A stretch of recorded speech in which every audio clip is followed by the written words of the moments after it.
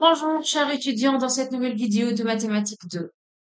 Dans cette séance, on va continuer de parler des espaces vectoriels. C'est le chapitre de base dans le module Math 2. Donc, cette séance est notre troisième séance dans le chapitre espaces vectoriels. Voilà ce qu'on a déjà vu. On a vu déjà les espaces vectoriels usuels, y compris l'espace Rn, l'espace de n euclé. La définition des sous-espaces vectoriels. La somme directe des sous-espaces, on a commencé à définir qu'est-ce qu'une application linéaire. Donc, dans cette séance, on va parler, on continue à donner des exemples des applications linéaires, les propriétés liées aux applications linéaires. Essayer de mettre l'accent sur le noyau et l'image d'une application linéaire. Et on va essayer de parler des familles libres, familles liées et familles génératrices.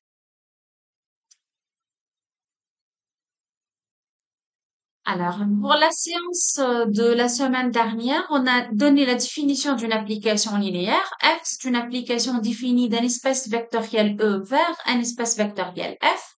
Il est possible que E soit égal à F ou bien que E et F soient différents de ces espaces vectoriels différents. Quand cette application est dite linéaire, si je considère deux vecteurs, f de x plus y égale f de x plus f de y, ici x et y sont dans l'espace de départ E, et aussi, si je considère un scalaire alpha et un vecteur x, alors dans ce cas, l'application f appliquée à alpha fois x égale alpha fois f de x. Donc, f de la somme, c'est la somme des f du produit égale le produit alpha fois f. Ou encore, on peut, au lieu de vérifier que f vérifie ces deux propriétés, on peut vérifier cette unique propriété. F est linéaire si seulement si, vous voyez ici, j'ai pris une combinaison de x, y, alpha x plus bêta y, quel que soit x, y, deux vecteurs, alpha, bêta, deux constantes. F de cette combinaison égale à quoi? Alpha f de x plus bêta f de y. Donc, on va noter grand L, comme ça, grand L EF, l'ensemble de toutes les applications linéaires de E vers F. Donc, on a vu quelques exemples sur les applications linéaires. Lorsque je dis, par exemple, f de x égale ax plus b, avec a est une constante et b est une autre constante, alors elle est linéaire si seulement si b égale à 0. L'application qui est associée à chaque couple xy, la première composante, elle est linéaire. La fonction qui est associée à chaque couple xy, la deuxième composante qui est y, elle est aussi linéaire. Donc voilà, on va essayer de voir sur des exemples, bien sûr, les propriétés liées aux applications linéaires. Donc je vais commencer par donner un exemple, juste pour rappeler la propriété d'une application linéaire. Donc je donne un exemple, et puis on va citer les propriétés d'une application linéaire. Voilà, donc je donne cet exemple-là. L'application f de R2 vers R. Donc ici, puisque l'ensemble de départ c'est R2, donc je dois donner un couple. L'ensemble d'arrivée c'est R, donc je dois donner un réel. Donc x plus y, ça sera un réel, certainement. Alors f est-elle linéaire? Donc je vous rappelle, je dois considérer deux vecteurs. Donc soit U et V dans l'espace de départ qui est R2. C'est-à-dire U déjà un couple réel, AB, on va dire. V est un autre couple, on va dire R2. CD, non R2, le 2. Et je considère alpha un scalaire. Donc, je considère deux vecteurs et un scalaire. Et je calcule quoi? Qu'est-ce que je dois démontrer?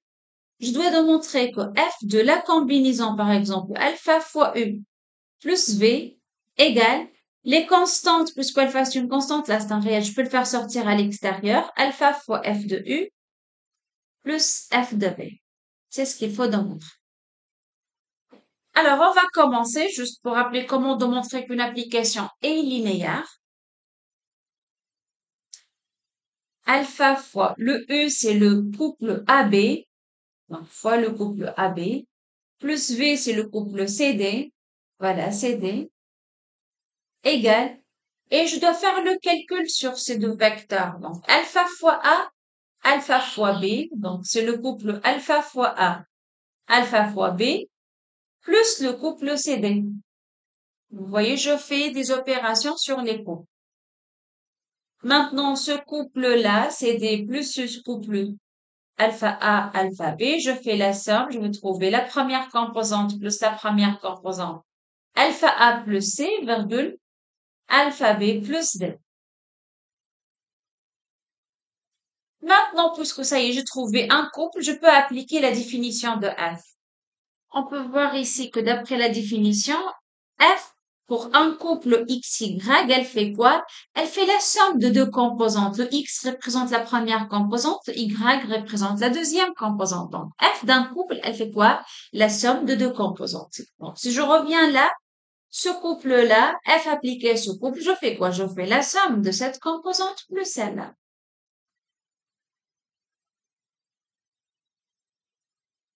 Je peux mettre alpha en facteur de A plus B plus C plus D.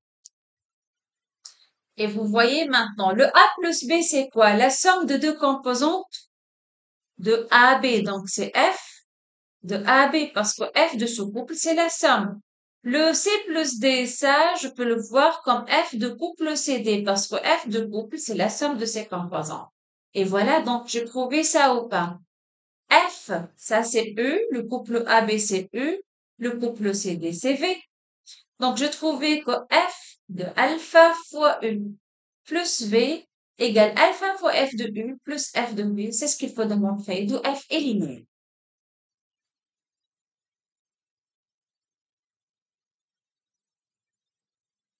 Voilà, donc j'ai rappelé comment démontrer qu'une application est linéaire. Donc toujours, si je fais F de U plus V, ça sera F de U plus F de V, quel que soit UV dans l'espace vectoriel de départ. F de alpha fois U égale alpha fois F de U, quel que soit alpha le scalaire, quel que soit U un vecteur. Alors là, si je considère alors F de U plus V, je le considère moins E. Je peux considérer moins E. Alors, d'après la définition, c'est F de U plus F de moins E. Vous voyez? Maintenant, ce moins 1 là, moins 1, c'est une constante. Je peux le faire sortir à l'extérieur si F est linéaire. Donc, ça sera F de U moins F de U. Mais ça, c'est 0. Donc, qu'est-ce que vous remarquez? U plus moins U, c'est 0 encore, oui. Donc, F de 0 doit être égal à quoi? 0. Et 0, ici, je désigne par 0, c'est l'élément neutre. Vous vous rappelez, chaque espace vectoriel possède un élément neutre. Donc, F de 0 de E égale 0 de F, c'est-à-dire le 0 de l'ensemble de départ, l'image de 0 de l'ensemble de départ égale 0 de l'espace d'arrivée pour n'importe quelle application linéaire. Déjà, si je vérifie ça sur l'exemple que j'ai donné maintenant. On a dit ça, c'est une application linéaire qui associe à chaque couple XY la somme.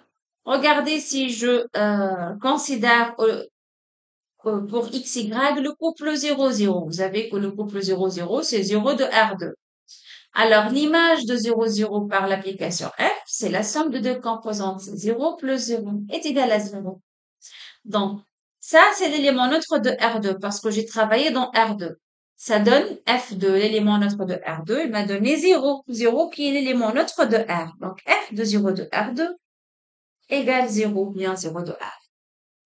D'accord?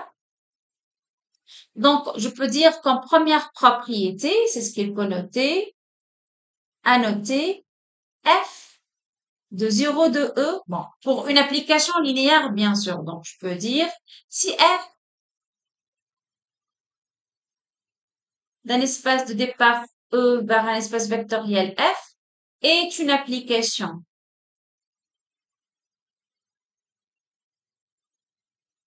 linéaire. Si je suppose que j'ai une application linéaire, alors dans ce cas, l'image de l'élément neutre de E est certainement l'élément neutre de F. Ceci implique quoi? Autrement dit, ceci équivalent à dire quoi? Autrement dit, si l'image de 0 de E n'était pas l'élément neutre, si j'ai une application telle que l'image de 0 c'est différent de 0. Dans ce cas, je peux dire que F n'est pas une application linéaire.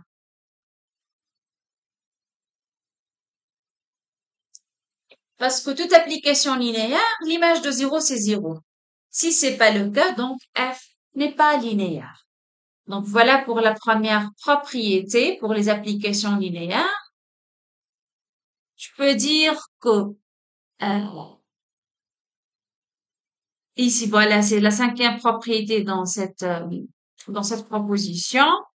Si F est une application linéaire, alors F de l'élément neutre égale l'élément neutre.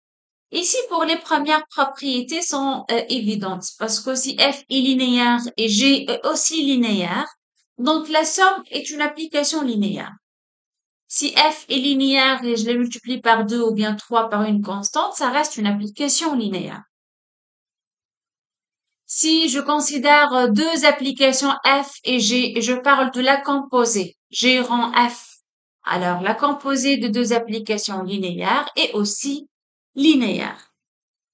Maintenant, on va parler de l'image d'une application linéaire et le noyau d'une application linéaire. Voilà, noyau et image d'une application linéaire. Donc, je vous donne un exemple tout d'abord pour bien comprendre qu'est-ce que l'image d'une application linéaire et qu'est-ce que le noyau d'une application linéaire. Je considère tout d'abord une application. Alors, donc, je considère F qui associe à chaque... je peux travailler dans l'ensemble des polynômes. Vous voyez, je travaille avec R de X. Dans R de X. Donc, ici, j'ai considéré l'ensemble de départ, c'est l'ensemble des polynômes à coefficients réels. Et l'ensemble d'arrivée, le même espace, c'est l'espace des polynômes à coefficients réels. Donc, F associe à chaque polynôme sa dérivée, P'. Donc, on a déjà démontré que cette application est linéaire. Vous pouvez voir ça dans la vidéo précédente. On a démontré que F est linéaire. Alors, on va cherchons F. L'élément neutre de R de X, c'est le polynôme nul. Je peux noter par 0. F de 0, c'est quoi? Ça, c'est P. Notre polynôme P, c'est le polynôme nul. La dérivée de polynôme nul, parce que f d'un polynôme, c'est sa dérivée, encore 0. Juste pour vérifier que l'image de 0 par une application linéaire, c'est linéaire. Maintenant, cherchons quoi? Cherchons tous les vecteurs qui vérifient quoi? Donc, cherchons tous les polynômes Q dans R de X, tels que f de Q égale 0. Je cherche un ensemble. Vous voyez ce symbole? Encore, on parle des ensembles. Donc, c'est très important de maîtriser la théorie des ensembles. Je cherche l'ensemble formé par les polynômes qui vérifient quoi? Leur image égale 0. Cherchons tous les ensembles ayant comme image 0.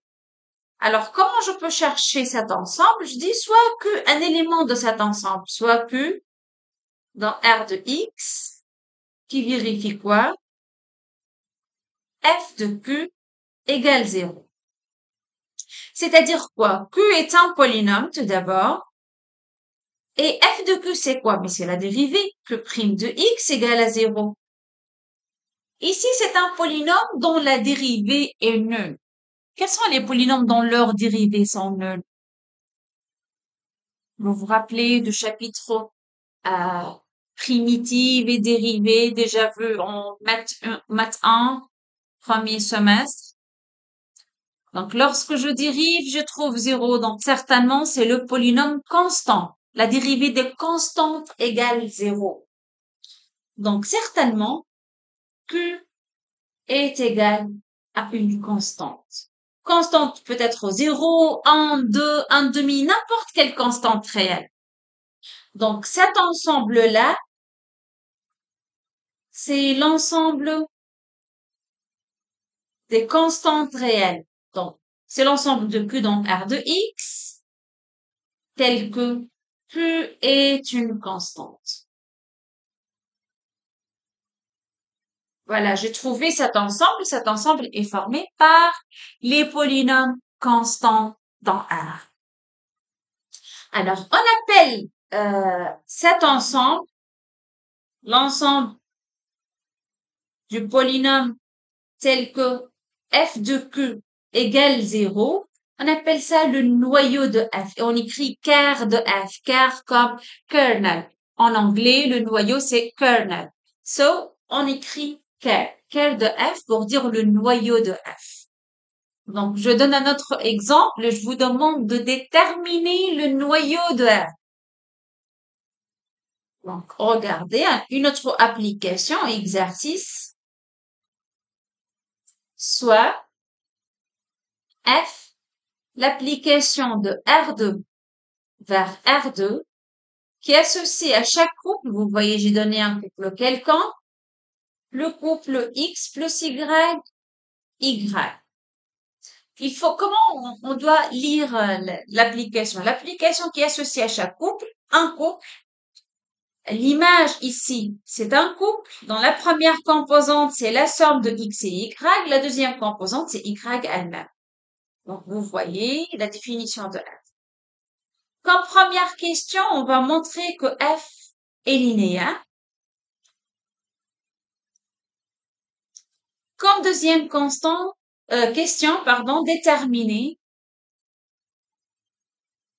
l'ensemble des couples XY dans R2 qui vérifient quoi?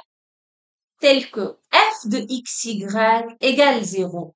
Mais ici, je sais très bien que l'image va être un couple, donc j'écris 0, 0, parce que f de xy, c'est un couple. Donc voilà, f de xy égale le couple 0, 0. Donc on va tout d'abord démontrer que f est linéaire, et puis on va essayer de chercher cet ensemble, l'ensemble des éléments ayant comme image 0, 0. Donc, je vous invite à faire pause à la vidéo. Essayez au moins de montrer que l'application est linéaire. Donc, puisqu'on a déjà vu ça dans la semaine dernière. Donc, essayez de montrer au moins la première question, de montrer que cette application est linéaire. Et puis, vous pouvez aussi essayer de déterminer cet ensemble. Mais l'essentiel pour moi, essayez de vérifier que f est linéaire.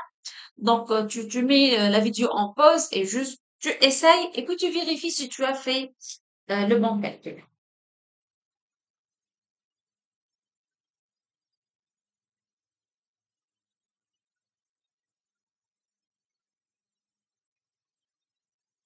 Allez, on va corriger la première question. Ensemble maintenant, montrons que f est linéaire. Donc, on a dit pour démontrer la linéarité, je dois fixer quoi? Deux vecteurs, U et V, dans l'espace de départ, qui est R2 dans notre cas, et un scalaire, alpha, un réel. J'écris en rouge. Qu'est-ce que je dois démontrer? Je veux montrer que f de alpha fois U plus V égale alpha fois f de U plus f de V. C'est ce qu'il faut demander. Allez, on va commencer. F de alpha fois U plus V égale f de alpha fois x. Bon, ici, je dois noter U, c'est un couple. V, c'est un autre couple. Donc, on note, par exemple, U, le couple XY, ou bien AB, ou bien X1, X2, quand vous voulez. L'essentiel, il faut garder dans la tête que c'est une notation pour la première composante et la deuxième composante. Donc, AB et V égale CD.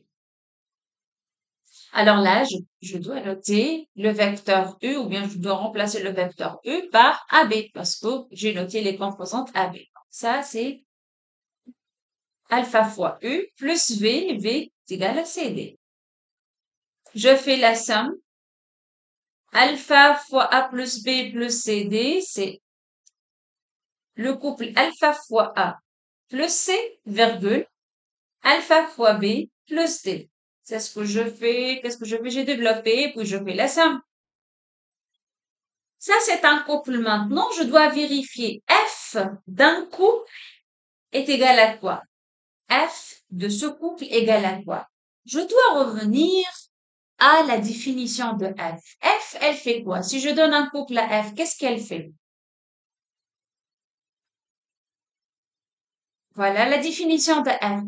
F de couple XY, c'est le couple X plus Y, Y. C'est-à-dire, je fais la somme de deux composants tout d'abord, puis la deuxième composante. Je le fais comme ça.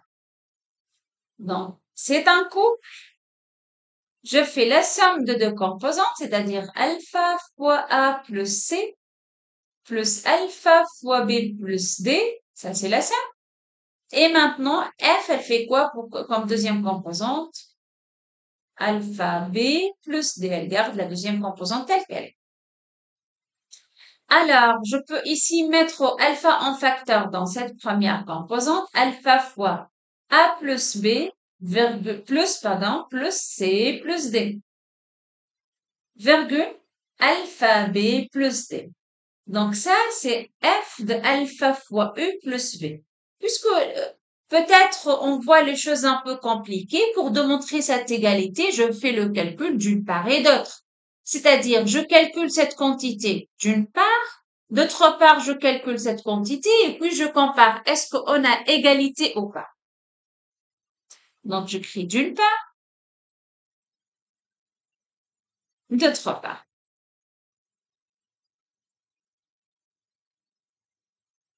D'autre part, on a quoi? Alpha fois f de u plus f de v égale alpha fois f de u. F de u, c'est-à-dire f de couple AB, plus f de v, c'est-à-dire f de couple CD. Donc, juste, je remplacer le u par AB, le v par CD. Alors, f de AB, c'est quoi? On a dit f de XY. Donc, elle donne un couple. Ici, je fais la somme, donc A plus B, et là, je garde la deuxième composante. Plus f de CD. F d'un couple, elle fait la somme, C plus D. Et ici, je garde la deuxième. Non, c'est pas F. J'ai appliqué le F. Voilà. Donc, F de ce couple égale le couple C plus D, D. Maintenant, je développe alpha ici. Je vais mettre alpha A plus B, virgule alpha B, plus C plus D, virgule D. Je fais maintenant la somme. Couple plus couple. Donc, la première composante plus la première composante. Alpha fois A plus B, plus C plus D, virgule, alpha B plus D. Et maintenant, je dois comparer. Ici, ce couple-là, je vais changer la couleur. Ce couple-là et celui-là. Parce que je travaille d'une part et d'autre. Donc, vous voyez, c'est un couple. C'est un couple. Il y a virgule là, virgule qui sépare les deux composantes. Pour la première composante, alpha fois A plus B plus CD, alpha fois A plus D plus CD sont identiques. La deuxième composante, alpha B plus D, alpha B plus D. Donc, c'est bon, j'ai trouvé l'égalité. Ça, c'est alpha U, alpha F de U plus F de B. Donc, je trouvais l'égalité. Donc, la conclusion, donc, je trouvais que alpha fois F de U plus V égale alpha fois F de U plus F de V. Et ceci implique que F est linéaire.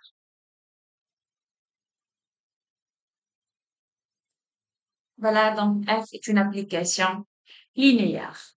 C'était la première question de cet exercice. Donc, je reviens à l'exercice, je veux voir. Voilà, la question a montré que F est une application linéaire. C'est fait. Maintenant, déterminer l'ensemble de couples tels que l'image de couple égale 0, 0. Je veux chercher quel couple donne comme image 0, 0. Ici, je réécris la fonction f, la fonction f associée à chaque couple xy, x plus y, y. Donc, on va chercher, donc je suppose soit xy dans R2 tel que Donc, je suppose qu'on a un couple qui vérifie ça. F de xy égale à 0. Ceci implique ou bien signifie quoi? Que f de xy, c'est quoi? C'est le couple x plus y, y égale 0, 0. Encore, ça signifie que cette composante x plus y est nœud et aussi que y est nœud. Alors, ceci implique quoi? Que y égale à 0. Mais si je remplace y par 0 là, je trouve x égale 0.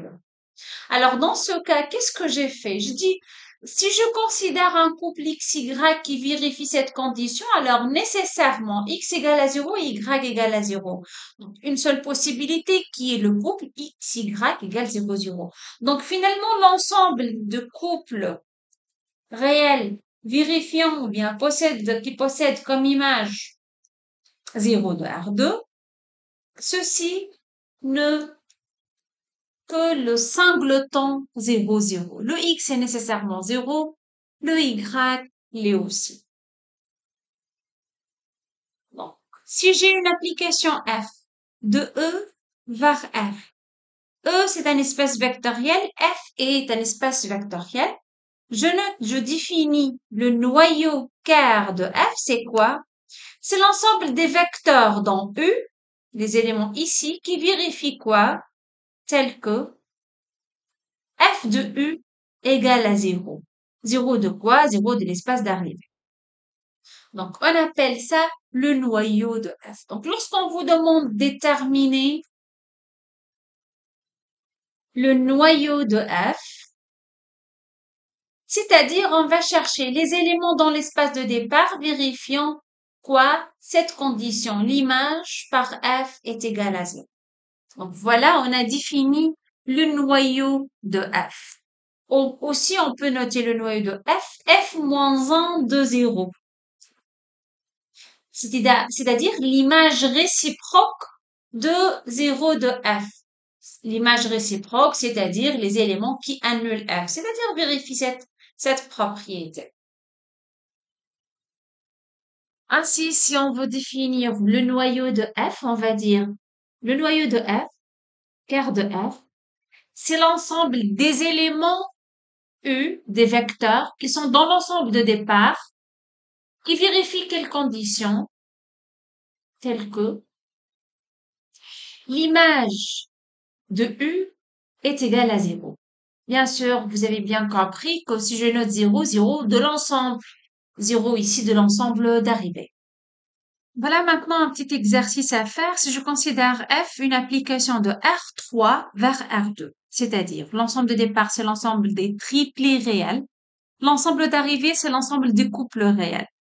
Alors, si je donne à F un triplé, X, Y, Z, F, elle fait quoi? Elle me donne le couple X plus Y, X plus Z. C'est-à-dire, dans la première composante de l'image, je fais la somme de ces deux composantes. Et dans la deuxième composante de l'image, je fais la somme de X plus Z, la première et la troisième composante.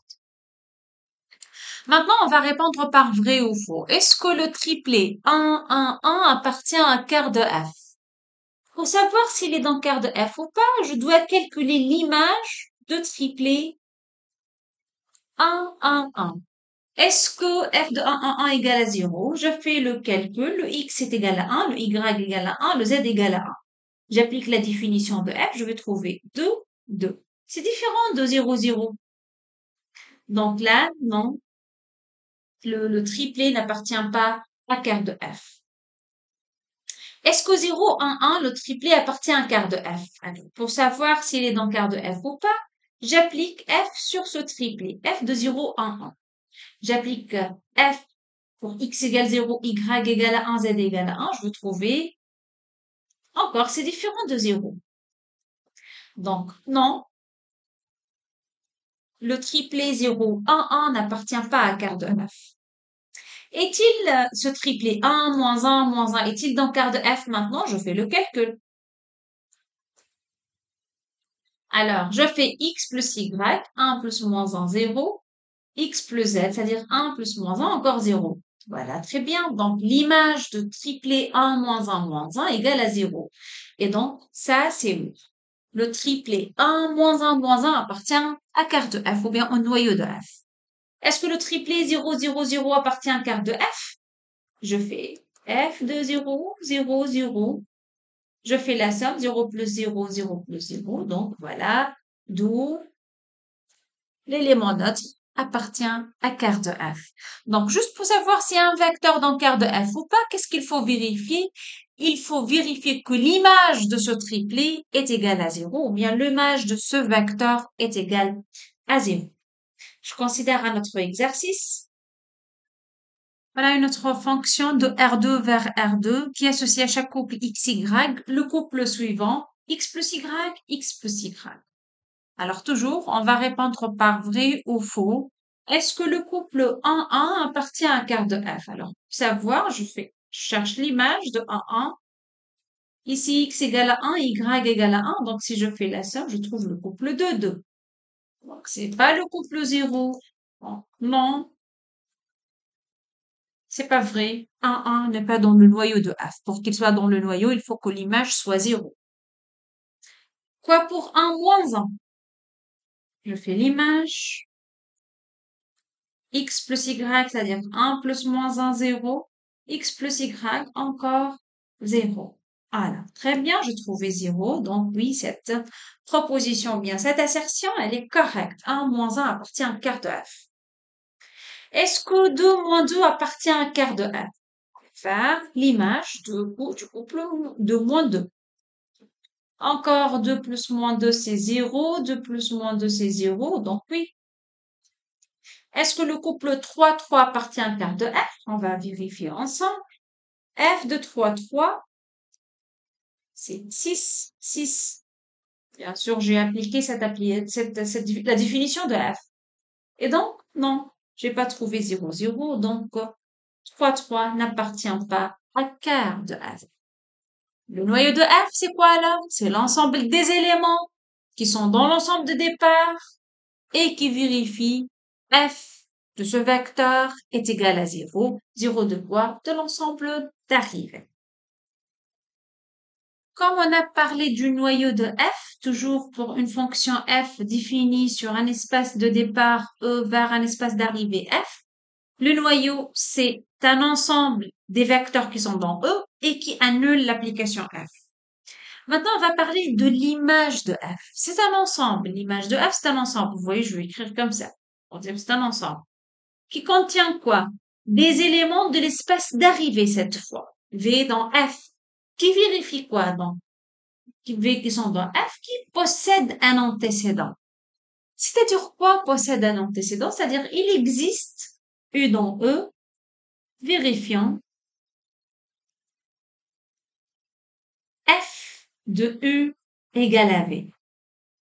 Donc, vous voyez, c'est l'ensemble des éléments dans grand F qui possèdent un antécédent, c'est-à-dire quoi? Tel qu'il existe U dans E, tel que l'image de U égale à V.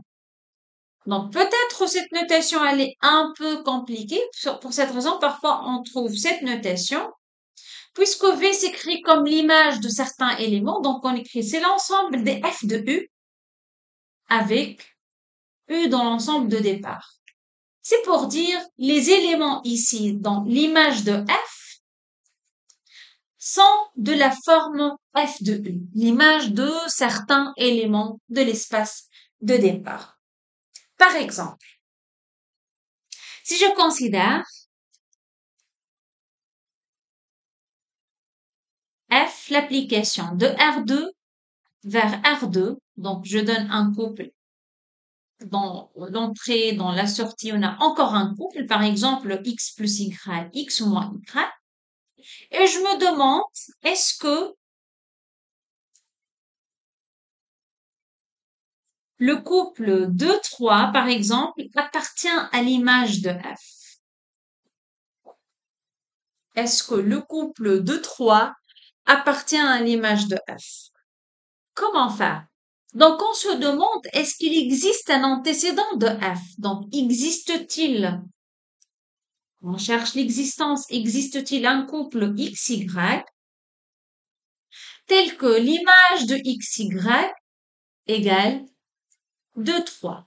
C'est la même question. Dire que 2-3 est dans l'image, c'est-à-dire 2-3 est l'antécédent d'un certain couple. Parce qu'il existe un tel couple. Voilà, on va raisonner par analyser synthèse. S'il existe un tel couple, donc f de x, y, ça sera x plus y, x moins y égale 2, 3. Et dans ce cas, il faut que x plus y soit égal à 2, x moins y égale à 3. Comme si on a trouvé un système d'équations linéaires. Et toujours notre but, est-ce que ça existe un tel xy qui est une solution de ce système d'équations linéaires? Vous pouvez résoudre ce système comme vous voulez, méthode de Gauss, ou bien l'écrire sous forme matricielle, ou bien, puisque c'est pas trop compliqué cette fois, on va chercher, par exemple, x puis y. Donc, je fais, par exemple, ligne 2 reçoit ligne 2 moins la première ligne. Donc, j'écris la première ligne telle qu'elle est.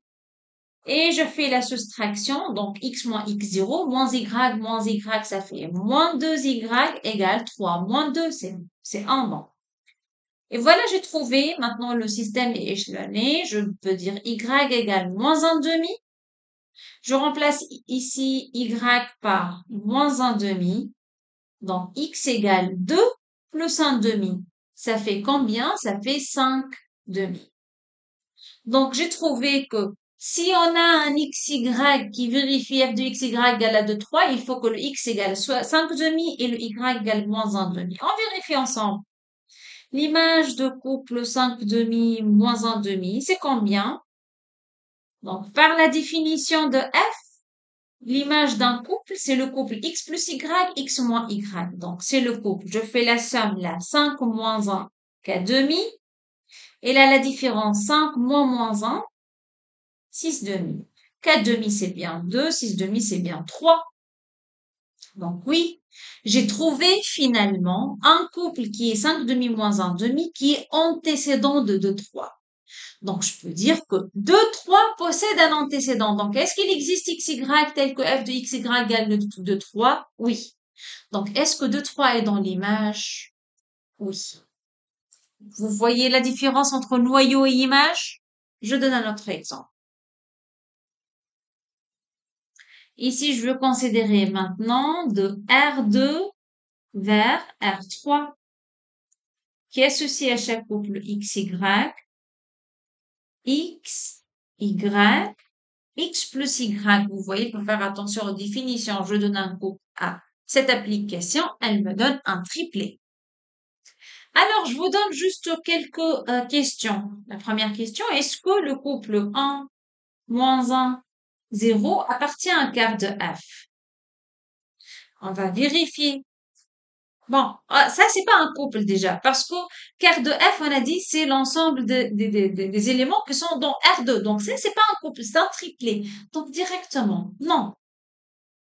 Est-ce que le couple 1 moins 1 maintenant appartient à un quart de F? Ah, d'accord. À 1 moins 1, c'est un couple. Donc, il suffit maintenant de vérifier l'image de 1 moins 1. L'image de 1 moins 1 d'après cette définition, c'est 1 moins 1, 0. Pourquoi? Parce qu'il x, y, puis la somme. Donc, x c'est 1, y c'est moins 1, puis la somme c'est 0. Mais f de 1 moins 1, c'est pas de 0, 0, 0, c'est pas 0 de R3. Donc, aussi, le couple 1 moins 1 n'est pas dans le noyau. Vous voyez donc le noyau, c'est les éléments dans le noyau sont de l'ensemble de départ, donc ils doivent être de couple, qui vérifient quoi? Leur image est nulle. Maintenant, est-ce que le couple 0, 0 appartient à un quart de F? On vérifie ensemble. 0, 0, déjà, c'est un couple. C'est très bien parce que le noyau de F contient des couples. Mais maintenant, est-ce qu'il vérifie la condition d'appartenance? F de 0, 0 égale à quoi? Le X, c'est 0, le Y, c'est 0 et la somme, c'est encore 0. Très bien, donc c'est 0 de R3. Donc oui, le couple 0, 0 appartient à un quart de F. Maintenant, je vais poser des questions sur l'image de f. Donc voilà, on a bien compris le quart. Je garde la même fonction, mais je vais vous donner des vecteurs et je pose les questions. Est-ce que ces vecteurs sont dans l'image ou pas?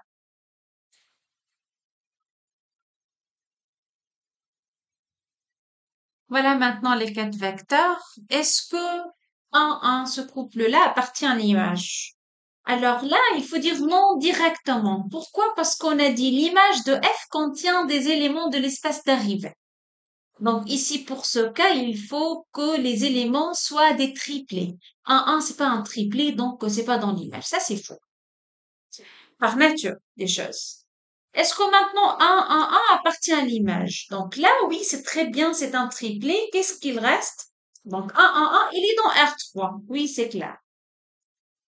Mais c'est pas n'importe quel triplé. Maintenant, il est dans l'image. Il faut que ce triplé possède un antécédent. Donc maintenant, la question, est-ce que existe-t-il un élément de l'espace de départ, c'est-à-dire xy dans R2, tel que l'image de xy égale le triplé 1, 1, 1. Voilà. Est-ce que ce triplé possède un antécédent? C'est-à-dire, est-ce qu'on peut trouver un xy qui vérifie ça? Va essayer de chercher s'il existe un tel xy. Alors, f de xy, c'est le triplé x, y, x plus y égale 1, 1, 1. Mais ceci implique quoi? Que x égale à 1,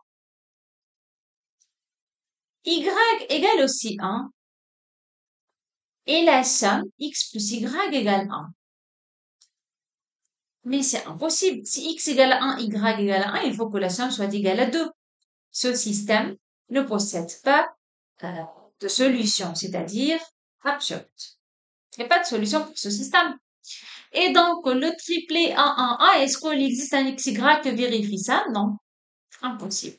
Et donc, le triplé 1, 1, 1 n'appartient pas à l'image. Ça, c'est faux. Je passe au triplé 1, 1, 2. Est-ce que 1, 1, 2 appartient à l'image de F? Donc 1, 1, 2, c'est un triplé. Donc il est dans R3, c'est très bien. Mais maintenant, comme on l'a dit, c'est pas n'importe quel triplé dans l'image. Il faut qu'il vérifie une condition. C'est quoi cette condition? Il faut qu'il possède un antécédent. Donc on va chercher, est-ce qu'il existe un XY dans R2 qui vérifie f de XY égale 1, 1, 2 cette fois. Là, est-ce que 1, 1, 2 possède un antécédent? Mais f de xy, toujours, c'est le triplé x, y, x plus y. Bon, il faut que le triplé x, y, x plus y égale le triplé 1, 1, 2. Et ceci donne un système. X égale à 1, y égale à 1 et x plus y égale 2. Maintenant, on a trouvé que x égale à 1, c'est bon, y égale à 1, la somme égale à 2, ça marche encore. Et donc, oui, il existe un triplé, un couple, pardon. C'est quoi le couple? Donc, c'est 1, 1, tout simplement. F de 1, 1 égale 1, 1, 2, d'où 1, 1, 2 est dans l'image de F parce qu'il possède un antécédent. Donc, ça, c'est oui, c'est correct. Essayez par vous-même de répondre à cette question. Est-ce que le triplé 0, 1, 1 appartient à l'image de F?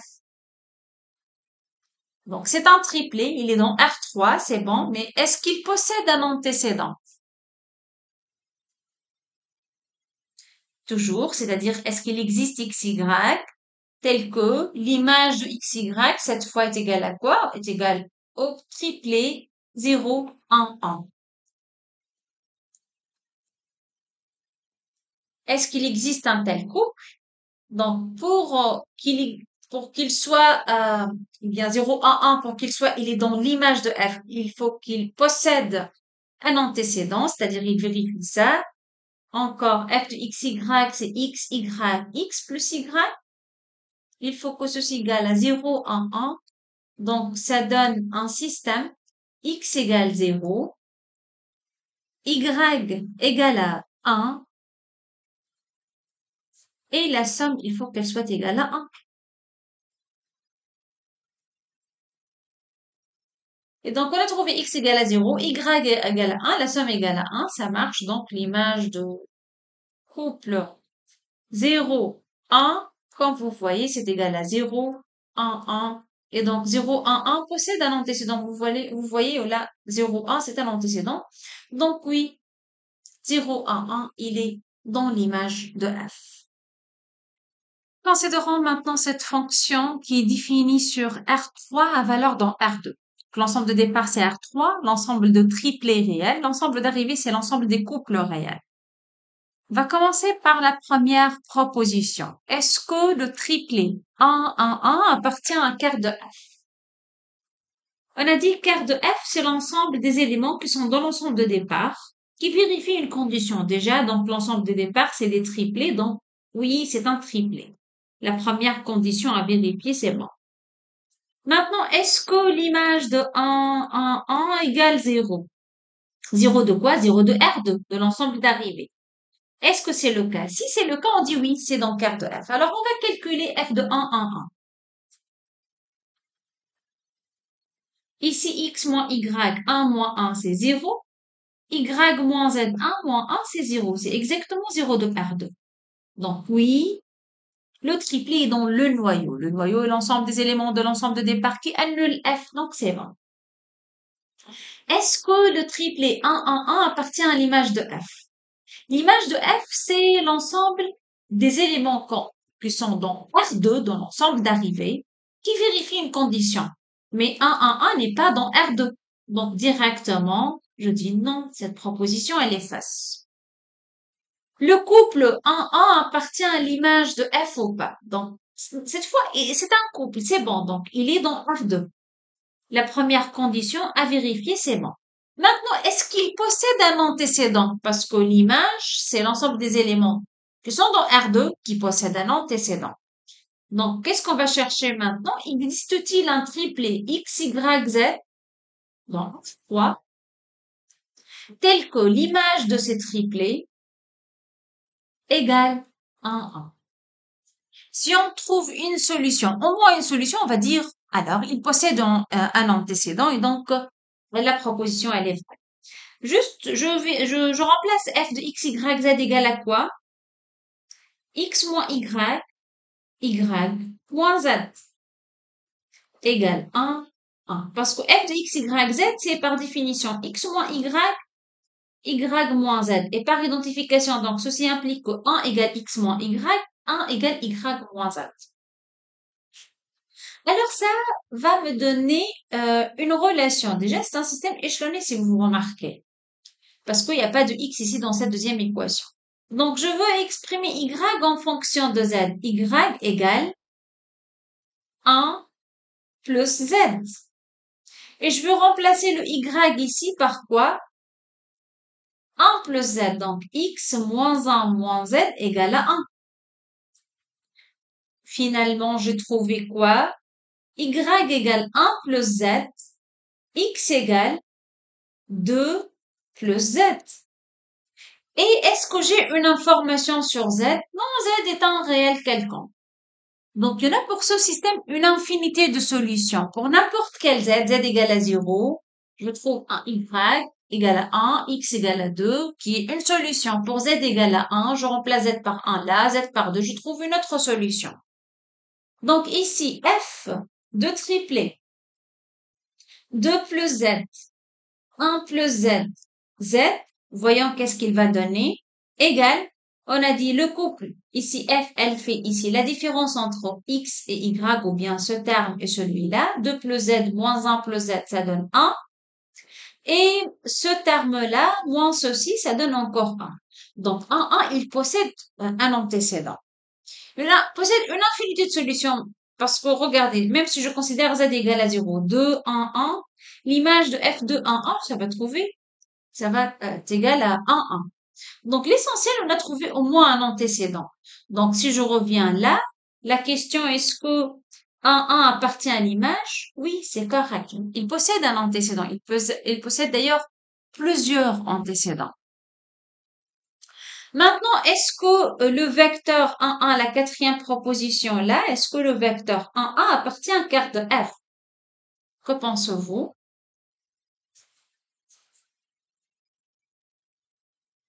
Tout d'abord, un quart de f. Quart de f, on a dit, c'est l'ensemble des éléments que sont ou de l'espace de départ. C'est-à-dire, il faut qu'ils soient des triplets. Mais 1, 1, c'est pas un triplet. Donc, 1, 1 n'appartient pas déjà à R3. Donc, dès la première condition, c'est pas vérifié. Donc, ici, on va dire, non, c'est pas dans le noyau de F. Si on veut alors résumer la définition de noyau d'une application et image d'une application, alors quand je dis qu'un vecteur U est dans le noyau, le cœur de F, le noyau de F. Donc F, c'est toujours une application. Je note E, l'ensemble de départ, F, l'ensemble d'arrivée. Quand j'ai dit U est dans le noyau, lorsque ceci signifie que U, tout d'abord, il est dans l'espace de départ et il vérifie une condition. F de U est égal à 0. Bien sûr, F de U, ça sera dans l'espace d'arrivée. Donc, lorsque je dis 0, 0 de l'espace d'arrivée. Ça, c'est pour le noyau.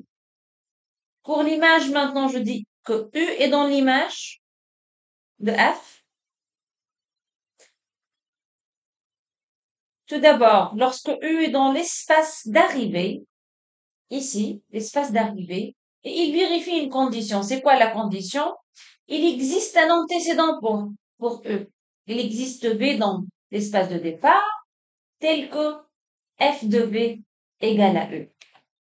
U dans l'image, c'est-à-dire U, il est là, et il est l'image de certains vecteurs dans l'espace de départ. Donc, si je veux noter maintenant le deux ensemble, l'écart de F, c'est l'ensemble des vecteurs qui sont dans l'espace de départ qui vérifie la condition F de U égale 0. Pour l'image maintenant, elle est formée par les éléments de l'espace d'arrivée qui possèdent des antécédents ou bien un antécédent en droit, tel que V égale F de U pour certains U dans l'espace de départ. On a dit juste pour simplifier parce que ici peut-être cette phrase elle est un peu longue. On peut dire au lieu d'écrire V dans F avec V égale F de U, j'écris directement c'est l'ensemble des éléments qui s'écrivent sous la forme F de U avec U dans E. C'est le même ensemble, juste comment je peux lire ça? L'image de F est formée par les éléments qui s'écrivent sous la forme F de U avec U dans E. C'est-à-dire V, les vecteurs V qui s'écrivent sous la forme F de U. Mais vous savez que F de U est dans l'espace d'arrivée, plus U dans l'espace de départ. Voilà donc pour l'image et le noyau d'une application linéaire. Je passe maintenant à une autre partie de ce chapitre, famille libre et famille liée. Famille de vecteurs, ici je parle, je considère une famille de vecteurs. Quand je dis que cette famille est une famille libre, ou bien quand je dis que cette famille est une famille liée. Bon. Pour la définition, peut-être vous allez trouver plusieurs symboles, donc je ne vais pas commencer par la définition, mais plutôt par un exemple.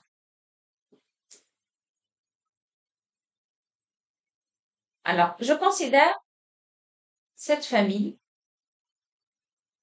donc formée par le premier vecteur 1, 0, 0, le deuxième vecteur 1, 1, 0 et le troisième vecteur 1, 1, 1.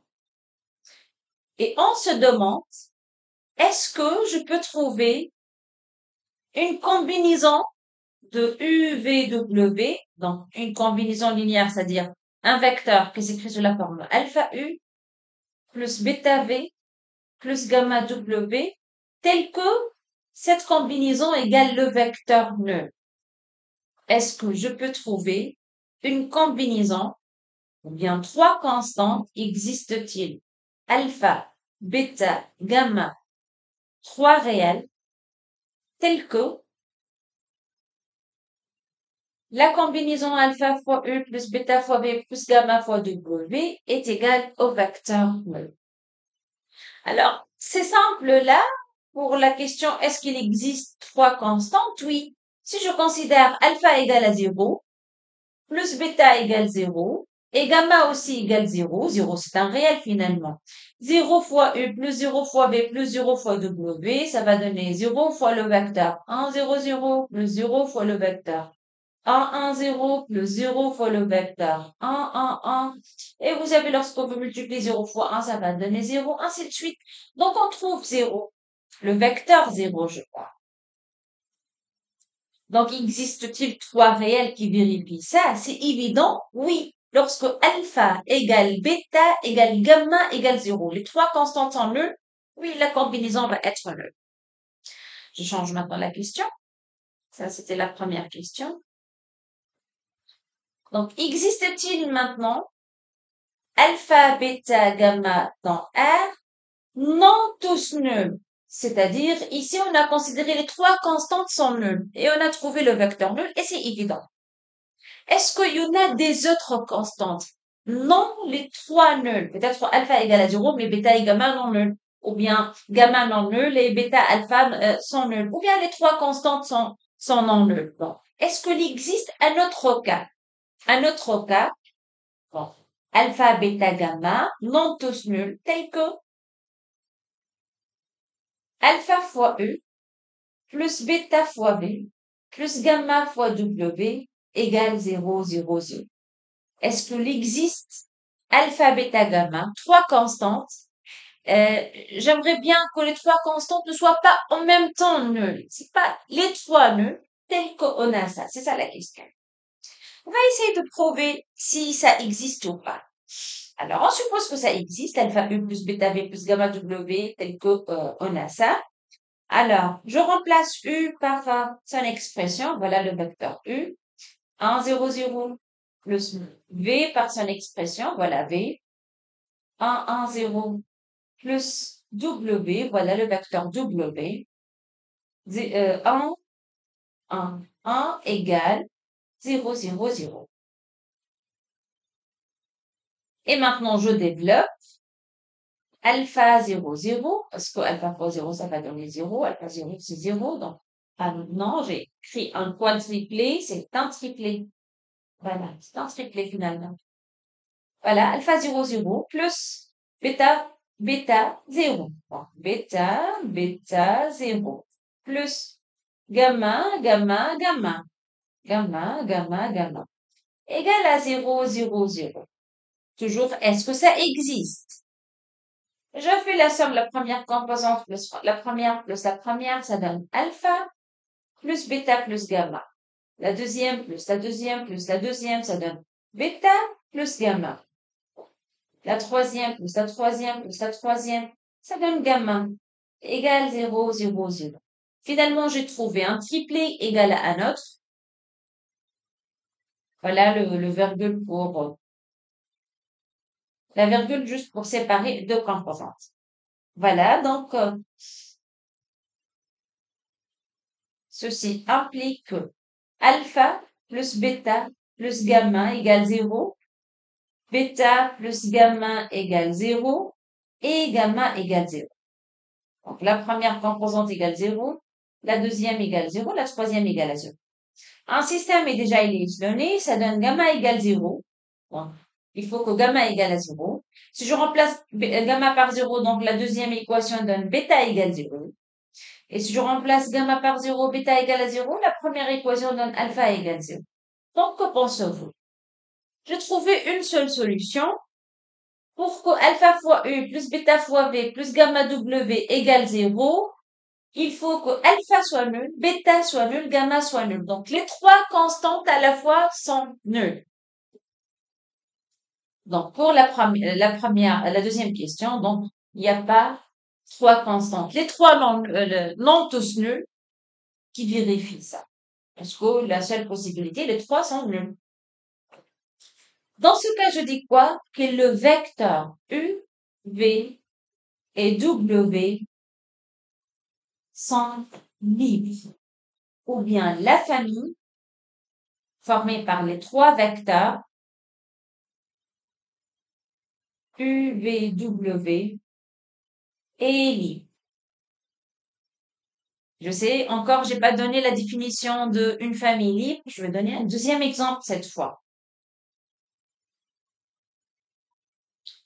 Je considère le vecteur U égale 1, 1, 0, V égale 0, 1, 0 et W égale, ou bien ici je considère 1 là, voilà, 0, 1, 1 et W égale 1, 2, 1. Trois vecteurs. Je pose la même question. Existe-t-il trois constantes alpha, bêta, gamma dans R telles que alpha fois U, une combinaison de U, V et W, alpha fois U plus bêta fois V plus gamma constante fois W égale le vecteur même. Est-ce qu'on peut trouver trois constantes qui vérifient ça? Bon, pour la réponse à cette question, oui, ça existe pour alpha égale 0 et bêta égale 0 et aussi gamma égale à 0. C'est clair que la somme va être neuve. Maintenant, je change la question. Est-ce qu'il existe alpha, bêta, gamma, trois réels qui vérifient ça et au moins l'un des trois constantes est non nul? Donc, existe-t-il trois constantes non tous nulles qui vérifient ça? Alors là, je dois faire un peu de calcul.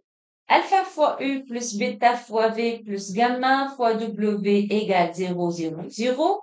Ça implique que alpha fois le vecteur U plus bêta fois le vecteur V plus gamma fois le vecteur W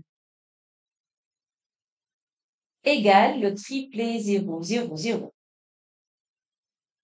Je continue, je multiplie alpha, alpha 0 plus 0, bêta, bêta plus gamma 2, gamma, gamma égale 0, 0, 0. Je fais la somme. Alpha plus 0 plus gamma égale 0. Donc, alpha plus 0, il n'y a pas de... Donc, plus gamma égale 0. Alpha plus bêta plus 2 gamma égale 0.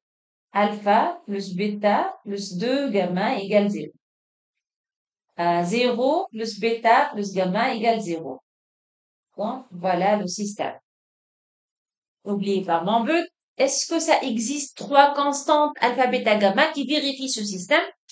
Et j'aimerais bien que les trois constantes ne soient pas en même temps nulles. Les trois sont nulles. On va voir. Donc, c'est pas un système échelonné. Je dois ici faire éliminer le alpha de cette équation. Donc, pour ce faire, je dois faire quoi? Ligne 2 reçoit ligne 2 moins la première ligne. J'obtiens alpha plus gamma égale 0.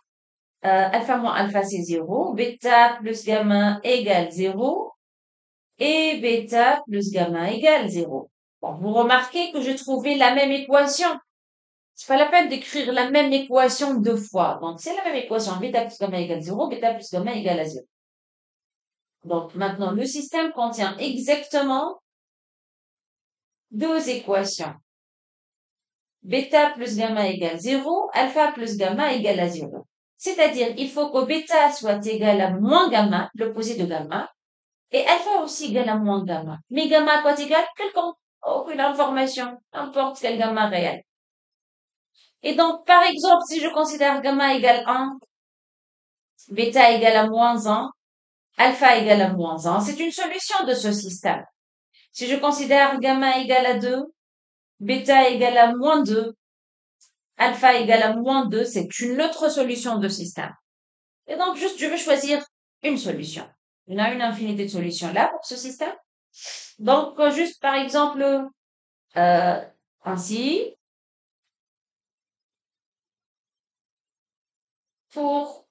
voilà, je veux considérer gamma simple 1, bêta égale à moins 1, parce que bêta doit être égal à moins gamma. Alpha égale à moins 1 aussi, on a le vecteur 0, 0, 0 s'écrit comme alpha, c'est-à-dire moins U, plus bêta fois V, c'est-à-dire moins V, plus gamma fois W, c'est-à-dire plus W. C'est ce que j'ai trouvé. Je vérifie ça. Le vecteur U, n'oubliez pas, c'est 1, non, juste j'ai oublié, en fait. Voilà, le vecteur U, c'est 1, 1, 0, et le vecteur V, c'est 0, 1. D'accord. 1, 1, 0, moins 0, 1, 1, et W, c'est le vecteur 1, 2, 1. Alors, je vérifie, est-ce que c'est Le calcul est correct, oui. Moins 1, moins 0, plus 1, ça donne 0. Moins 1 plus 2, ça donne 0. 0, moins 1 plus 1, ça donne 0. Et donc, j'ai trouvé, oui, une combinaison où le alpha égale à moins 1, bêta égale à moins 1, gamma égale à 1, ne sont pas le 3 en même temps nuls. Déjà, il n'y a aucune constante nulle là, qui vérifie la combinaison est nulle. Alors, dans ce cas, je dis quoi? La famille UVW n'est pas libre. Elle est liée. Elle est une famille liée. Maintenant, je peux donner la définition dans le cas général. Quand je dis qu'une famille est libre et quand je dis cette famille est libre. Alors, si je considère une famille formée par un vecteur, ou bien deux vecteurs, ou bien trois vecteurs, ou bien n vecteurs, cette famille est dite libre si quoi? Si je considère alpha 1, alpha 2, alpha 3, si je considère alpha 1, alpha 2, n constante dans R, telle que la combinaison alpha 1 U1 plus alpha 2 U2 plus alpha 3 U3 plus alpha n UN égale l'élément neutre, 0. Ici, tout dépend, je travaille sur l'ensemble du couple, donc je dois écrire 0, 0. L'ensemble de triplés, je prie 0, 0, 0. Donc 0 de l'espace là. Alors, si on a une combinaison entre les vecteurs qui donne l'élément neutre, alors automatiquement, toutes les composantes, les alpha i,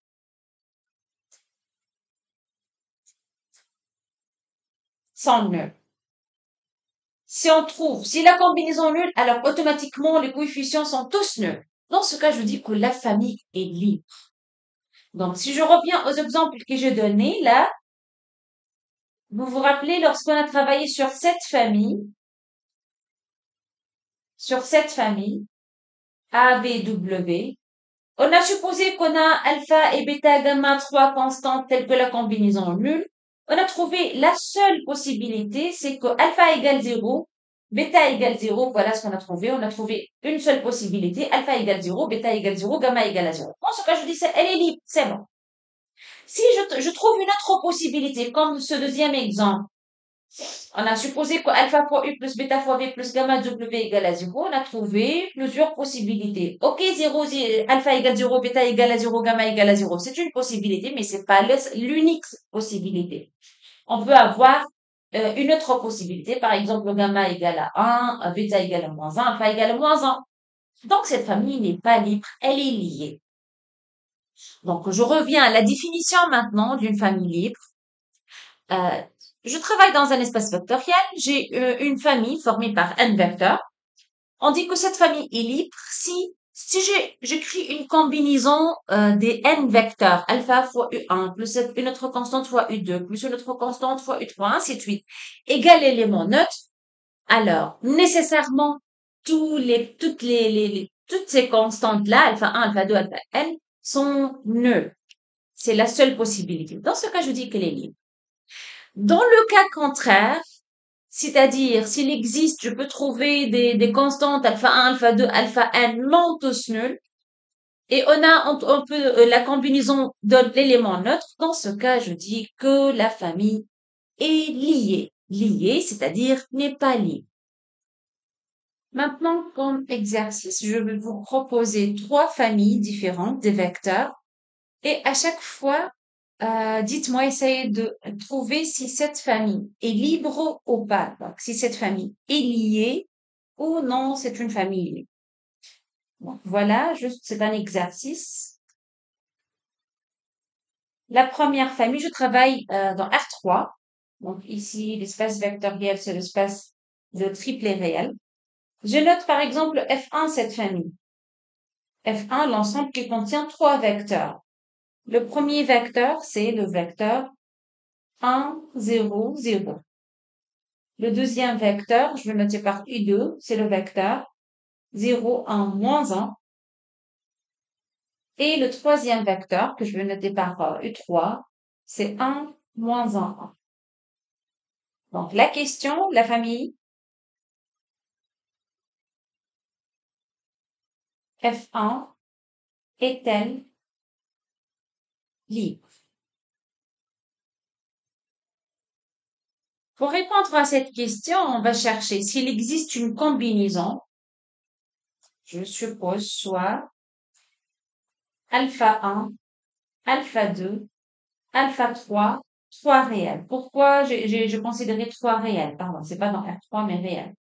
Pourquoi j'ai considéré 3 vecteurs? Parce que tout simplement, on a 3 vecteurs. Donc, une combinaison est écrit sous la forme constante fois U1 plus constante fois U2 plus constante fois U3. Donc, on a 3 constantes. Donc, je suppose qu'on a 3 constantes telles que alpha 1, la première constante fois U1 plus alpha 2 fois U2 plus alpha 3 fois U3 égale le vecteur nul. N'oubliez pas, on travaille dans R3, donc le vecteur nul, c'est le triplet 0, 0, 0. Et je veux faire maintenant le calcul. Donc, soit je trouve que c'est nécessaire que les 3 constantes soient nulles, dans ce cas, la famille est libre, soit je trouve que pas nécessairement les 3 sont nuls, et dans ce cas, la famille est libre. Alors, on va faire le calcul ensemble. Alpha 1 fois le vecteur E1, c'est-à-dire 1, 0, 0. Plus alpha 2 fois le vecteur E2, c'est-à-dire 0, 1, moins 1.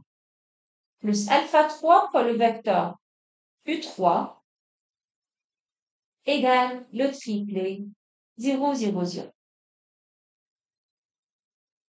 Alors, je fais le calcul. Le premier vecteur, c'est alpha 1, 0, 0, plus 0, alpha 2, moins alpha 2, plus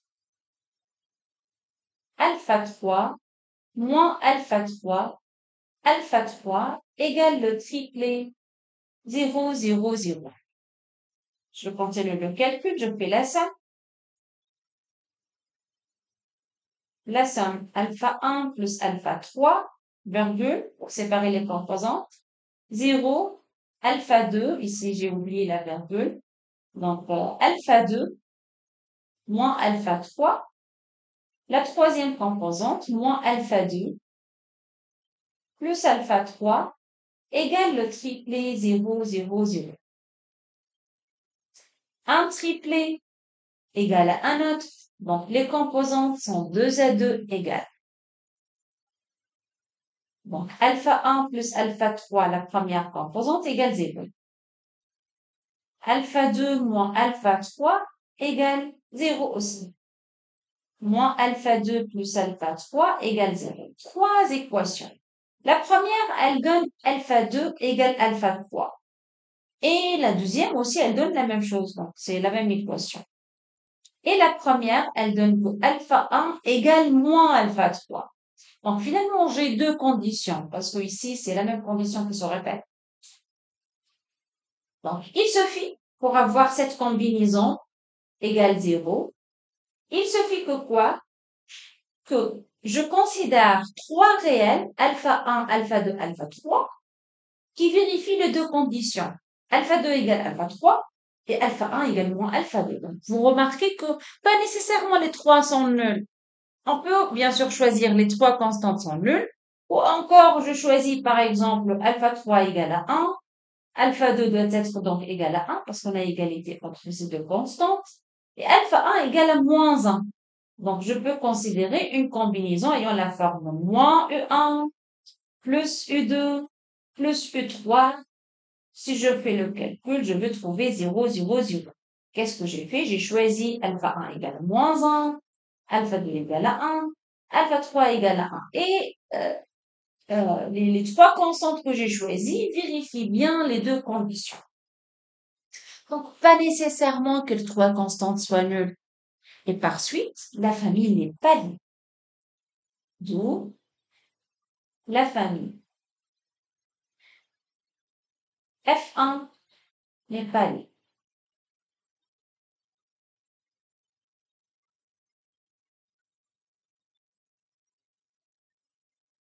La même question avec une autre famille cette fois, mais toujours dans l'espace R3. On a trois vecteurs, une famille F2 formée par trois vecteurs. Et on se demande, la famille F2 est-elle libre?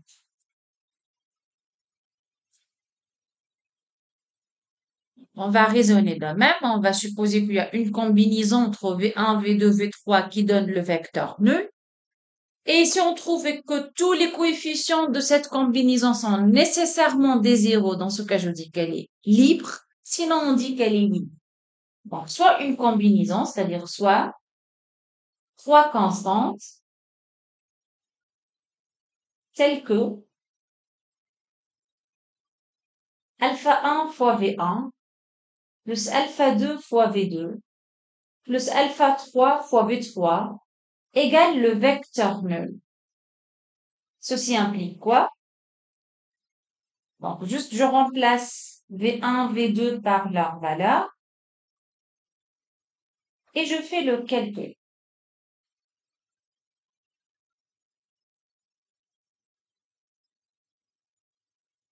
Donc, je vais faire la somme directement. Alpha 1 plus 0 plus 2 alpha 3. Alpha 1 plus 2 alpha 3. La première composante. Virgule. Alpha 2, alpha 1 plus alpha 2 moins alpha 3. Alpha 1 plus alpha 2 moins alpha 3. Virgule. 0 moins alpha 2 plus 3 alpha 3. Moins alpha 2 plus 3 alpha 3 égale le vecteur nul, égale 0, 0, 0. Donc, un triplé égale à un autre. Les composantes sont 2 à 2 égales. Donc, je trouve que alpha 1 plus 2 alpha 3 doit être nul. Alpha 1 plus alpha 2 moins alpha 3 doit être nul. Et même chose, la troisième composante, moins alpha 2 plus 3 alpha 3 doit être nul. Je vais essayer de rendre le système échelonné. Ici, on a alpha 1, donc je dois éliminer alpha 1 de deux autres équations. Donc, je fais la deuxième ligne reçoit la deuxième ligne moins la première. Alpha 1 plus 2 alpha 3 égale 0. Donc, la deuxième moins la première, il n'y a pas de, il n'y aura plus alpha 1 cette fois. Alpha 2 moins, il n'y a pas de alpha 2. Donc, alpha 2 moins alpha 3 moins 2 alpha 3, donc moins 3 alpha 3 égale 0. Et ici, je trouvais moins alpha 2 plus 3 alpha 3 égale à 0. Vous pouvez remarquer qu'il s'agit bien de la même équation.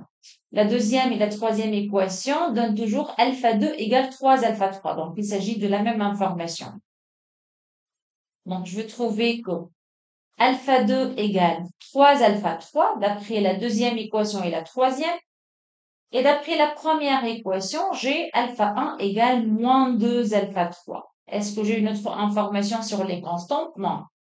Donc, pour avoir cette combinaison, pour que cette combinaison soit nulle, il suffit que le constante alpha 1, alpha 2, alpha 3 vérifie ces deux équations.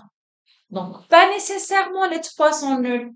On peut avoir, par exemple, alpha 3 égale 1, alpha 2 donc égale 3, parce que alpha 2 doit être égal 3 fois alpha 3, et alpha 1 dans ce cas égale à moins 2.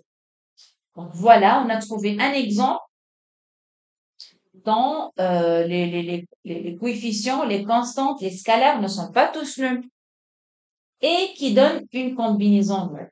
Donc la conclusion, la famille n'est pas libre. F2 n'est pas libre, c'est-à-dire la famille est comment? Elle est liée. Je passe à un troisième exemple. Toujours la même question. On travaille dans R3, mais une nouvelle famille cette fois, des vecteurs qui contient trois vecteurs aussi. Et on se demande si cette famille est une famille libre. Donc, comment faire? Toujours soit alpha 1, alpha 2, alpha 3. Les trois sont des réels tels que alpha 1 W1 plus alpha 2 W2 plus alpha 3 W3 égale le vecteur nul. Le vecteur nul, puisqu'on travaille dans R3, c'est le triplet 0, 0, 0. Et on va faire le calcul. Si on trouve que nécessairement les trois constantes, alpha 1 doit être nul, et aussi alpha 2 doit être nul, et alpha 3 doit être nul, il n'y a pas d'autre solution, dans ce cas, la famille est liée. Sinon, elle est liée. Allez, alpha 1 fois le vecteur 1, 1, 0, 1, 0, 0, 0, 1, 1, égale le vecteur 0, 0, 0. Ceci implique, je fais le calcul directement, allez, alpha 1, donc ça fait alpha 1 plus alpha 2, alpha 1 plus alpha 3,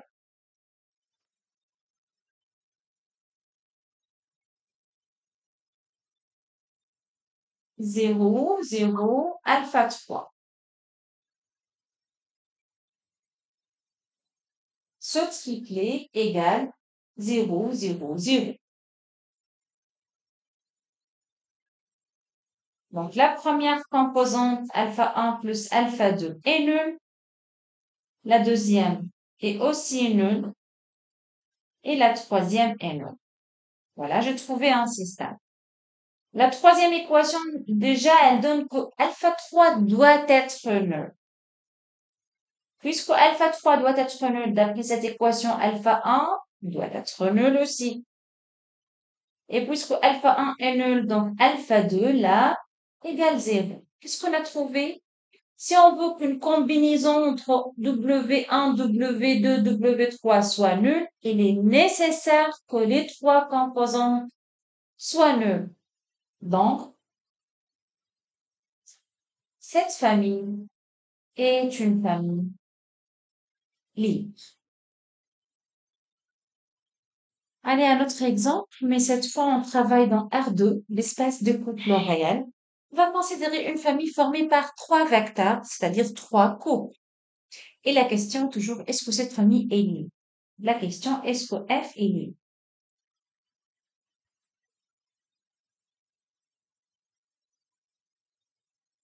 Et donc là encore, puisqu'on a trois vecteurs, on va considérer trois constantes.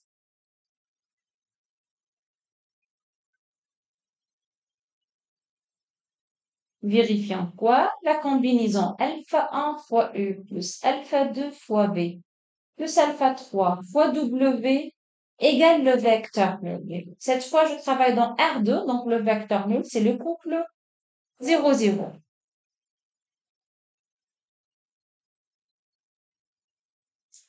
Alors, je fais le calcul. Alpha 1 fois 1, 0 plus alpha 2 fois 0, 1 plus alpha 3 fois 1, 1 égale le vecteur 0, 0.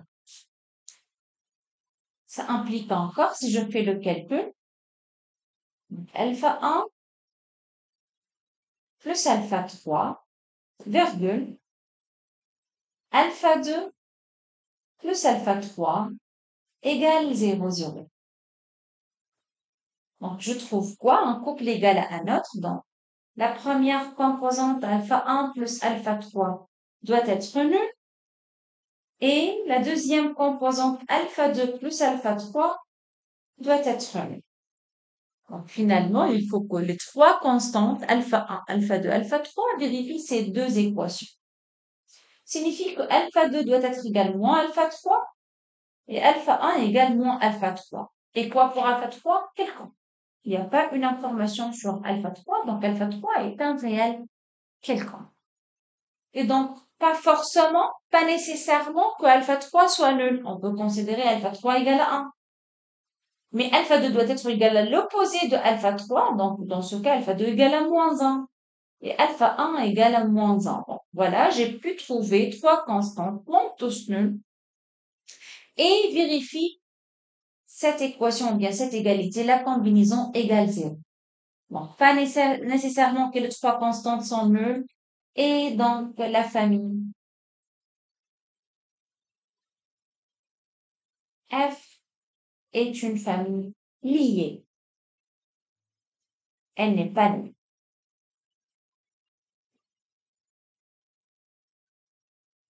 Cette fois, on va travailler sur l'espèce des polynômes à coefficients réels. Donc, je vais considérer une famille formée par trois vecteurs, c'est-à-dire trois polynômes. Et je me demande si cette famille est libre. Le même principe. Puisqu'on a trois vecteurs, ça c'est le premier vecteur, le deuxième vecteur, troisième vecteur, trois polynômes. Donc, je veux considérer trois coefficients, soit alpha 1, alpha 2, alpha 3, trois réels, tels que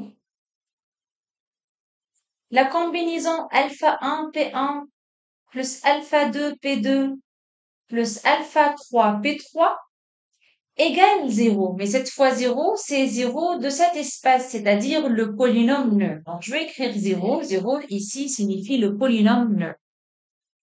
Et donc, on va essayer de faire le calcul. Si on trouve finalement que nécessairement les trois constantes soient nulles, dans ce cas, la famille est libre. S'il y a une possibilité où on peut trouver cette combinaison et les trois constantes ne sont pas tous nulles, donc je dis qu'elle est libre. Je remplace P1 par son expression, P2 par son expression et P3 aussi, égale le polynôme nul. Donc, je veux développer, je veux regrouper les constantes ensemble, les monomes de degré 1, les monomes de degré 2. Donc, ici, alpha 1 plus alpha 2 plus alpha 3. Donc, ça fait alpha 1 plus alpha 2 plus alpha 3. Alpha 1 fois x plus alpha 2 fois x carré plus alpha 3 fois x au plus. Ça, c'est le polynôme nul. Je te rappelle le polynôme nul, c'est-à-dire 0 plus 0 fois x plus 0 fois x carré plus 0 fois x au cube, parce qu'on a dit un polynôme toujours s'écrit sous la forme constante plus constante x carré, constante x au cube d'une façon générale, ainsi de suite. Et par identification, bon, ça c'est nul. Le monome ayant comme degré 1, le monome x, aussi sa composante est nulle. Alpha 2 est nul. Alpha 3 est nul par identification. Et donc, on a trouvé que alpha 1 plus alpha 2 plus alpha 3 égale 0. Le coefficient constant. Le coefficient associé au monome de degré 1, c'est alpha 1. Il est aussi nul. Pourquoi? Parce que c'est égal au polynôme nul, tout simplement. Alpha 2 égale 0. Alpha 3 égale 0. Qu'est-ce que vous remarquez? Tous les constants, toutes les composantes dans cette combinaison doivent être nulles. C'est nécessaire, c'est une condition nécessaire. Si on a cette égalité, alors les trois constantes sont nulles.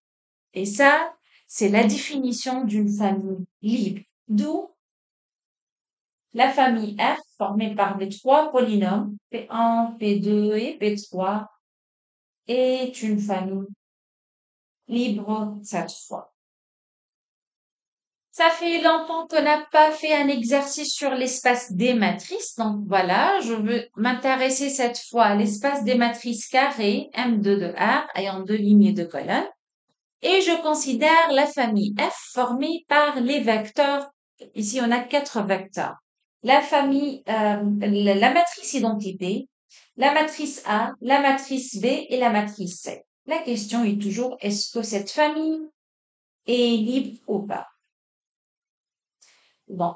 Ici, on a combien de vecteurs? 1, 2, 3, 4. 4 vecteurs et donc on doit considérer 4 constantes pour former une combinaison. Donc, soit alpha 1, alpha 2, alpha 3 et alpha 4 ou 4 réels, donc dans R. Tel que alpha 1 fois le premier vecteur, c'est-à-dire l'identité, plus alpha 2 fois A, la matrice A, celle-là, plus alpha 3 fois B, plus alpha 4 fois C égale 0. Mais si je travaille où? Sur l'espace des matrices. Donc, le 0 signifie quoi? La matrice nulle de taille 2. Allez, on va faire le calcul. Si on trouve que nécessairement les quatre composantes sont nulles, donc je dis qu'elle est liée. Si cette condition n'est pas nécessaire, pas forcément que le quatre composantes soient nulles, pour avoir cette combinaison, on dit qu'elle est liée. Allez, on fait ensemble le calcul. Ceci signifie que alpha 1 fois la matrice identité, vous vous rappelez de la matrice identité, cette matrice, sur la diagonale, il y a des 1 et ailleurs des 0. Alpha 2 fois la matrice A. Alpha 3 fois la matrice B. Et alpha 4 fois la matrice C égale la matrice nulle. Voilà. Je continue le calcul. Je veux alpha 1 fois l'identité, je trouve alpha 1 ici, 0, 0, alpha 1. Plus, je développe alpha 2, 0, 0. Plus, je développe aussi, je vais trouver 0, 0, alpha 3, plus alpha 4, 0, 0, égale la matrice nulle. Je fais la somme. Alpha 1 plus alpha 2 plus 0 plus alpha 4. Bon, c'est une matrice. La première composante, alpha 1 plus alpha 2 plus alpha 4. Qu'est-ce que je vais écrire là? 0 plus alpha 2 plus 0 plus 0. Donc là, je vais écrire alpha 2. 0 plus 0 plus alpha 3 plus alpha 4. Donc là, j'écris alpha 3 plus alpha 4. Alpha 1 plus 0 plus alpha 3 plus 0. Donc ça fait alpha 1 plus alpha 3 égale la matrice nulle. Une matrice égale à une autre, donc les composantes sont 2 à 2 égales. Donc ça, c'est égal à 0. Ceci est nul. Alpha 3 plus alpha 4, encore 0. Alpha 1 plus alpha 3, nul aussi. Donc combien d'équations? 4 équations. Alpha 1 plus alpha 2 plus alpha 4 égale 0. Alpha 2 égale 0. Alpha 3 plus alpha 4 égale 0 et finalement alpha 1 plus alpha 3 égale 0. 4 équations alors. Je vois que nécessairement alpha 2 égale 0. Donc ceci est nul. Donc nécessairement alpha 1 plus alpha 4 est nul. Ça c'est la première équation. Alpha 3 plus alpha 4 est nul. Et alpha 1 plus alpha 3 est nul. 4 équations, toujours. Je vais commencer par celle-là, elle est simple, alpha 2 égale 0. Celle-là donne quoi? Alpha 1 égale moins alpha 4. Donc j'écris alpha 1 égale moins alpha 4. Ça donne alpha 3 égale moins alpha 4. Et ceci donne alpha 1 égale moins alpha 3. Encore, donc on a dit alpha 1 égale moins alpha 3. Et déjà, on a dit alpha 3 égale moins alpha 4. Donc, je remplace le alpha 3 par moins alpha 4. Je trouve moins alpha 4 qui est alpha 4. Donc, d'une part, alpha 1 égale alpha 4. D'autre part, alpha 1 égale moins alpha 4. Mais, c'est-à-dire alpha 1 égale alpha 4 et aussi égale moins alpha 4. Mais ceci signifie que alpha 4 est nul. Parce que le seul réel qui est égal à son opposé, c'est le 0. Donc, alpha 4 égale 0. Mais puisque alpha 4 égale à 0, ceci implique que alpha 1 est nul aussi. Et alpha 3 aussi. Donc, qu'est-ce qu'on a trouvé? Alpha 1 nécessairement égale alpha 2 égale alpha 3 égale alpha 4. Ils sont tous nuls. Les 4 composantes sont nulles. Ceci implique quoi? Que la famille F des matrices est comment? Elle est une famille libre. Voilà. Donc, on s'arrête là pour cette vidéo. Je vous rappelle que dans cette séance, on a parlé de deux notions. La première, c'est les applications linéaires et le noyau et l'image associée à une application linéaire. Qu'est-ce qu'un noyau? Qu'est-ce qu'une image? Le noyau, c'est un ensemble. L'image aussi, c'est un ensemble, mais ce sont deux ensembles différents. Et on a parlé aussi des familles libres ou bien familles liées. Je vous remercie pour votre attention et à la prochaine.